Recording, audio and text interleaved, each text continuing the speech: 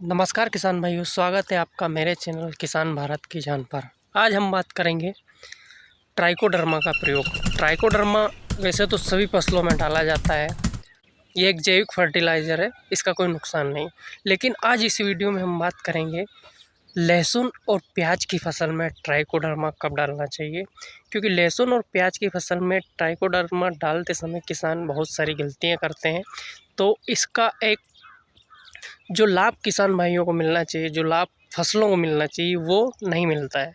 मिलता है तो बाद में मिलता है, उचित समय पर। जब प्याज और लहसुन की फसल में फफूंद जैसी बीमारियों का अटैक होता है, उस समय इसका लाभ नहीं मिलता है। तो हमें ट्राइकोडर्मा का प्रयोग प्याज और लहसुन की फसल में कब करना चाहिए? प्याज और लहसुन की फसल में ट्राइकोडर्मा का प्रयोग कितनी मात्रा में करना चाहिए और इसका एक उचित और सही टाइम क्या होगा?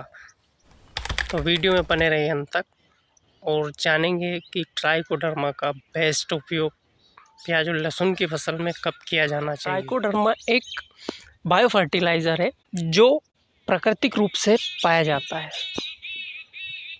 अनेक पेस्टिसाइड्स का प्रयोग करते हैं, कीटनाशकों का प्रयोग करते हैं, तो खेतों में इसकी मात्रा कम हो चुकी है, तो ये प्रॉपर तरीके से काम नहीं कर रहा है। तो कंपनी अब ट्राइकोडर्मा अपने प्रयोगशालाओं में बनाई है और किसानों को उपलब्ध करा रही है। ट्राइकोडर्मा एक जैविक फफूंद है जो कि खेतों में पनपने वाले हानिकारक फफूंदों को ख़त्म कर देती है। जब ये खेत में पूरी तरह फैल जाती है तो जितनी भी प्रकार की फसलों को नुकसान पहुंचाने वाली फफूंद है, उन सभी फंगस को ये ख़त्म कर देती है और अपना एक अधिकार खेत में बना लेती है।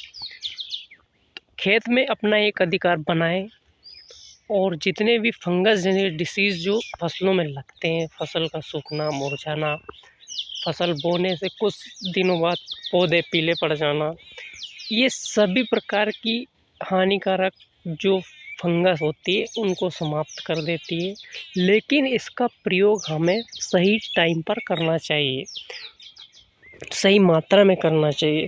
तो आज हम इस वीडियो में बात करेंगे प्याज और लहसुन की फसल में इसका प्रयोग कब करें। लहसुन तो किसान भाइयों ने बो ही दिया होगा, लेकिन प्याज अभी लगाने का टाइम है।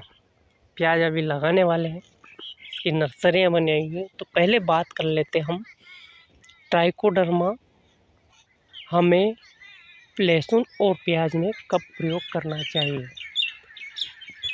तो किसान भाइयों, जब आप खेत तैयार करते हो प्याज और लहसुन के लिए, उसी समय हमें ट्राइकोडर्मा का प्रयोग करना चाहिए।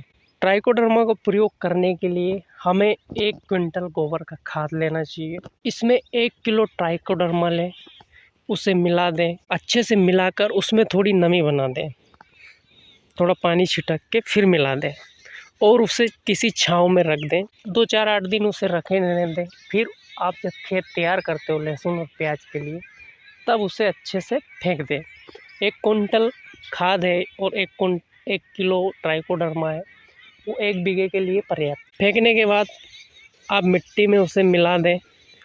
जब आप उसमें प्याज और लहसुन लगाएंगे तो 8-10 दिन 20 दिन बाद वो अपना काम करना शुरू कर देंगे और जैसे ही अन्य हानिकारक फंगस का इसमें फसलों पर अटैक होगा, उससे पहले ये अपने आप को मल्टीप्लाई करके खेत में फैल जाएंगी और उन फफूंद को समाप्त कर देगी जो फसलों को नुकसान पहुंचाते हैं।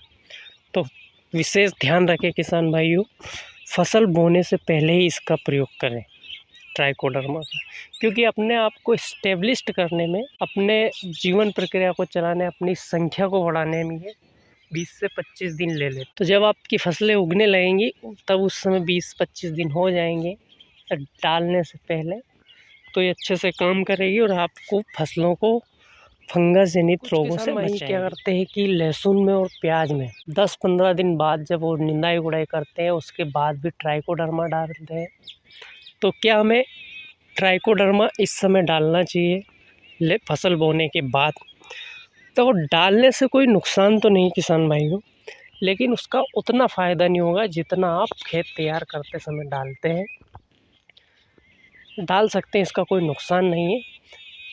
क्योंकि इसका उतना फ़ायदा नहीं होगा, दूसरी फसलों को इसका फ़ायदा मिलेगा।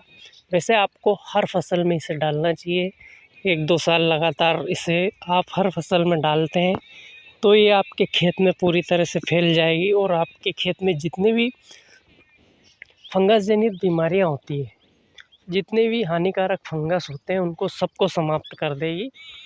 फिर आपके खेत में इस तरह की बीमारियां फसलों पर आपको दिखाई नहीं देगी।